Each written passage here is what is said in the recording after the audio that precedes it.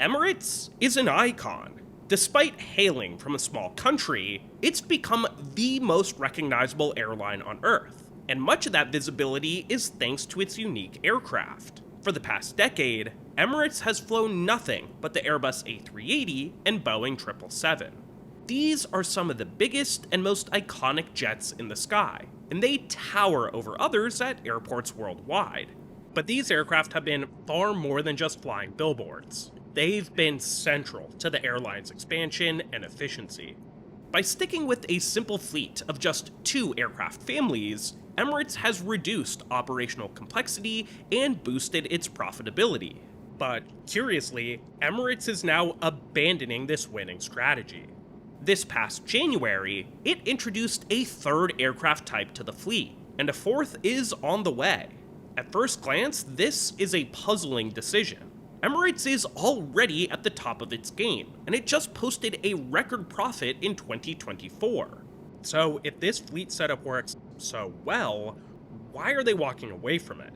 Why is Emirates scrapping a strategy that's brought them so much success? Let me explain.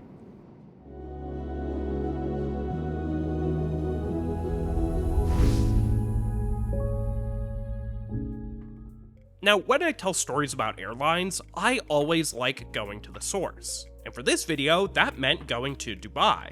I was away from home for about a week, and if I had turned on roaming on my cell plan, it would have cost me about $70 to use my phone during the trip. That's a ripoff. But thanks to Saily, today's sponsor, I was able to stay connected the entire time I was there. Saily is a must for people who travel. It's an eSIM app that'll keep you connected in over 190 countries worldwide.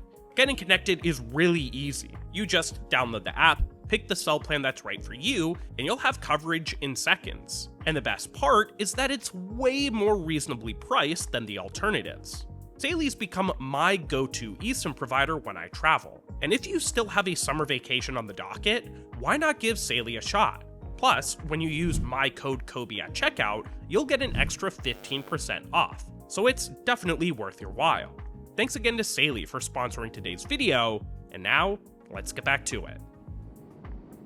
First, let's talk about how Emirates has evolved over time. Since its founding in 1985, the airline's operated a wide range of aircraft families, 8 in total. But in 2016, they settled on a simpler formula, paring down operations to just 2. This fleet simplicity is a strategy that many airlines have employed, and for good reason. All parts of your operations become simpler when your fleet is. But what made Emirates take on this strategy so unique was the type of aircraft that they picked. They settled on a combo of the 777 and the A380, which is an odd pairing. Just look at some of the other airlines that operate a dual-type setup. WestJet, for instance, flies the 737 and 787, while Condor and Cebu Pacific pair the A320 with the A330. Do you see the pattern here? These airlines fly one narrow-body and one wide-body. This kind of mix makes a lot of sense. The aircraft are quite different in size and serve different markets, which makes them complementary. But Emirates' choice of aircraft seems redundant, as the 777 and A380 are both massive. This decision is even more bizarre when you consider that the UAE's population sits at just 10 million people. How could Emirates possibly fill these giant aircraft? Well, Emirates hasn't built its empire by only serving its home region. It's done so by connecting the world. The UAE sits smack dab between Europe and Asia. Now, historically, operating non-stop flights between these continents have been really long and really costly. But by offering a stopover halfway in Dubai, Emirates gives passengers far more flexibility, both in terms of the routes they take and the price they pay. This transit model has allowed Emirates to grow at a breathtaking pace, and by utilizing big planes like the A380 and 777, it's allowed them to both address all that demand and also reap the cost savings of a simple fleet. And the results really do speak for themselves. If you set aside the COVID downturn, Emirates revenue has increased every single year since 2016. culminating in an industry record profit of $6 billion last year. The airline is clearly at the peak of its power and influence, and when you're at the top, conventional wisdom says to stick with what works. There's no need to rock the boat. But here's the thing, the airline business isn't like most others. It's extremely volatile, and if you're not careful, things can fall apart far quicker than in other industries. Emirates knows that it has to watch its back, and it just so happens that there's a storm brewing on the horizon.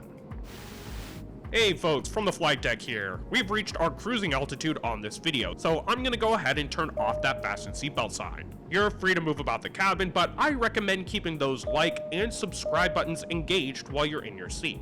Enjoy the ride and let us know if there's anything we can do for you down in the comments.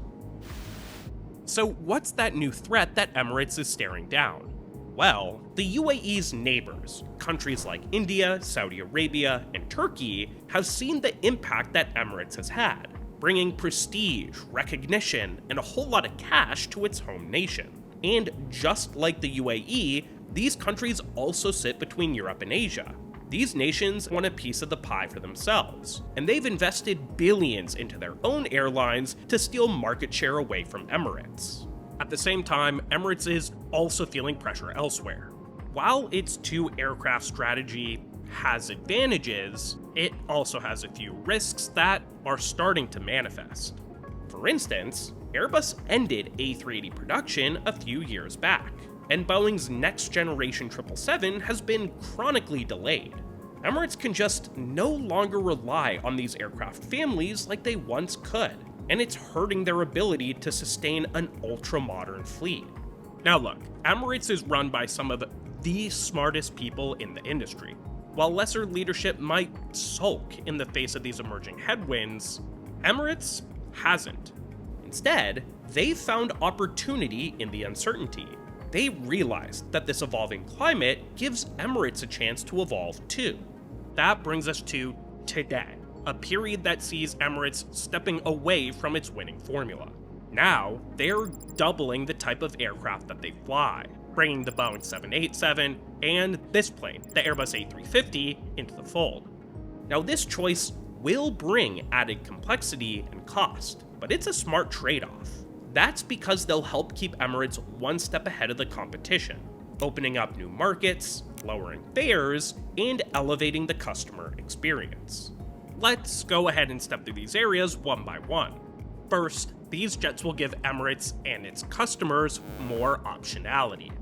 Emirates' network is already vast. With over 140 global destinations all connecting through Dubai, Emirates has unlocked thousands of city pairs. But honestly, it could do more.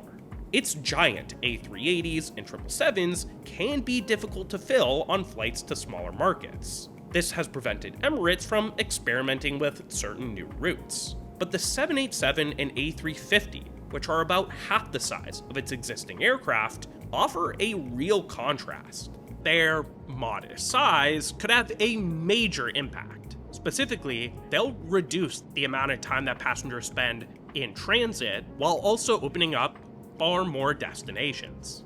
One example is a mission from Edinburgh, which already has A350 service, to Adelaide. We'll see the A350 later this year. When flying between those cities with other carriers, you'd be looking at a long chain of connections. For instance, going from Edinburgh to London, then to Singapore, then to Sydney, and then finally Adelaide. That's 3 full stops and nearly 2 days worth of travel. But with the A350, Emirates can profitably connect these distant cities with just a single efficient hop, a clear win for the traveler. But it's important to note that these aircraft probably won't only fly on new missions. They're almost certain to see cities that Emirates already serves. Let's take a look at Osaka as a hypothetical example. Right now, it's connected to Dubai by a daily flight on the A380. That means that travelers have just one daily flight option with Emirates, and if the flight doesn't align with their schedule, they'll be forced to take their business elsewhere. But these new, smaller jets can serve the same number of passengers with greater frequency, offering more departure times and added flexibility. This is a big deal for business travelers whose schedules change frequently. Okay, so that's reason number one. The second reason that Emirates is bringing these jets in is for their ability to drive fares lower. One of the major reasons that leisure travelers stop in Dubai rather than going straight to their destination is for cost savings. Emirates can offer lower fares because stopover flights consume considerably less fuel. But now that competitors like Riyadh Air and Air India are establishing their own stopover networks, this advantage is dwindling. These airlines are deploying state-of-the-art jets on their new stopover missions, pairing an efficient business model with efficient aircraft. And while Emirates 777s and A380s are great planes, they are no longer the most efficient on the market. And because of that, these competitors might be able to undercut Emirates on price and siphon off its customers. But adopting aircraft like the A350 and 787 puts Emirates on a far more level playing field. While new aircraft are always pricey to introduce, these models offset the cost with exceptional fuel burn. They cut emissions by 25%, and will help Emirates offer competitive fares while maintaining solid profit margins. But let's face it, Emirates' big moneymaker isn't economy. It's in the cabins up front. And that brings us to the third reason that Emirates is adopting these new jets. They give the airline a chance to rethink the premium experience. Emirates has long been known as one of the most posh airlines on Earth, from lavish meals to industry-leading entertainment, and of course those iconic onboard showers. But the rest of the world is catching up. Just take a look at my Air India video. For years, they didn't pose a threat, but now they're fielding a product that legitimately competes. Now, Emirates' new A350s and 787s are, by their nature, a joy to fly. They're whisper quiet, incredibly spacious, and those big windows let in a ton of natural light. But more importantly, they give Emirates a blank slate, a chance to rethink the onboard experience. Arguably the biggest change on board these new aircraft is the new premium economy cabin. Now, this product has slowly been rolled out across the A380 and 777, but they'll be a centerpiece on these new aircraft. It'll be featured on every A350 and 787 from the day they enter service. This cabin offering is a pretty big deal because it helps Emirates stay unique. It's now the first and only airline in the Gulf to offer premium economy. This should boost revenue, since premium economy is way more profitable than regular old coach. Now, since Emirates is the only Gulf carrier that's offering premium economy, it would be really easy for them to phone it in. Without any nearby competitors, Emirates could offer up a mediocre product and still reap the rewards. But that's just not how Emirates does things. They've made sure that their premium cabin is actually premium. Most airlines that fly the A350 typically fit a 2-4-2 layout in their premium cabin, but Emirates has removed one seat per row. So not only are their seats plush and leather-wrapped, which are inspired by Mercedes-Benz luxury vehicles, but they also have a width of 19.5 inches. That's a full inch wider than the industry standard. At the same time, the seats also offer 40 inches of pitch, which is anywhere from 2 to 4 inches more than other carriers. But it's not all about the seat. The service offerings have been elevated too. You'll get amenity kits, welcome drinks, extra meal options, real cutlery, your own dedicated flight crew. I mean, this premium economy product definitely leans more premium than it does economy. But just because premium economy is the centerpiece, doesn't mean that this business cabin has been neglected. Emirates has made some thoughtful upgrades to its business class product, and it certainly feels refreshed. This cabin is classic Emirates, and I say that in the best of ways. You have the familiar wood accents, the warm color palette, and the Emirati motifs. But the cabin's been modernized, especially when it comes to connectivity. Now, you'll have faster and more plentiful power outlets, paired with wireless charging that actually works. You'll have a responsive and intuitive tablet to control ICE, with that award-winning system now viewable on a super high-res 4K display. And you'll have the ability to connect your own headphones to the entertainment system. The seat, meanwhile, is just as plush as ever, and the amenity kit is one of the most generous I've come across, with generous helpings of Bulgari aftershave, lotion, and even cologne. Oh, and speaking of generosity, Emirates actually serves expensive wine to go along with your expensive ticket, which is something that a lot of airlines don't. And the food, oh my god, the food. It is simply world class. I'd even choose to eat it not on an airplane. That's how good it is. And of course, when you're ready for your food coma, you can slumber under those unique starlights on the ceiling. Oh, and all of that isn't even to mention the incredible service that, in my experience, is the absolute best of the best. At the end of the day, no one does luxury quite like Emirates, and what you'll find on the A350 is the most refined version of their exemplary product. At the end of the day, Emirates is without a doubt taking on risk by adopting the 787 and A350. Their decision to fly only the A380 and 777 helped them build an empire, but empires can fall, especially when they stand still. By making its fleet more nimble and diverse, Emirates is positioning itself to stay one step ahead. The industry it operates in is changing, its competitors are multiplying, and its customer expectations are evolving. Emirates knows it has to keep putting in the work to uphold its sterling reputation. And with these new jets, they're well equipped to do exactly that. So what do you guys think? Now that the A350 is in Emirates' fleet, would you rather fly it or the legendary A380? Let me know your thoughts down in the comment section below. Thank you so much to my patrons for helping to make this video possible. If you like what I do and want to help the channel grow, go ahead and check out this link right here. As always, if you learned something new today, leave a like and subscribe to keep learning. And until I see you again, don't forget to look up.